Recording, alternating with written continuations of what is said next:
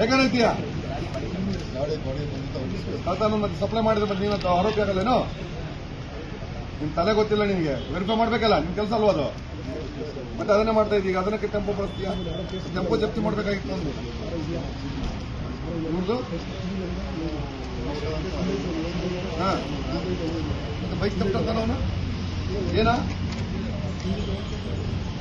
ಏನ್ ಮಾಡಿದ್ರೆ ನಿನ್ ಮೇಲೆ ಹಾಕ್ತಾನೆ, ನಿನ್ ತಲೆ ಮೇಲೆ. ಅವನೆಲ್ಲಿದ್ದಾನೆ? ಮತ್ತೆ ಅವ್ನು ಹಿಡ್ಕೊಂಡ್ಬರಲ್ಲ. ಮತ್ತೆ ಯಾರು ಹಾಜರಾಗಿಲ್ಲ ಅವ್ರು ಕಾನ್ಸಂಟ್ರೇಷನ್ ಮಾಡ್ರಿ ನೀವು. ಕೇಸ್ ಬೇರೆ ನಡೀತಾ ಇದೆ, 12:25 ಅವ್ನು ಹಾಜರಾಗ್ತಾ ಇಲ್ಲ ಕೋರ್ಟ್ಗೂ ಬರ್ತಾ ಇಲ್ಲ. ಅವ್ನು ಪತ್ತೆ ಮಾಡಿ ನೋಟ್ ಮಾಡ್ಕೊಂಡ್ರೆ ಸ್ವಲ್ಪ.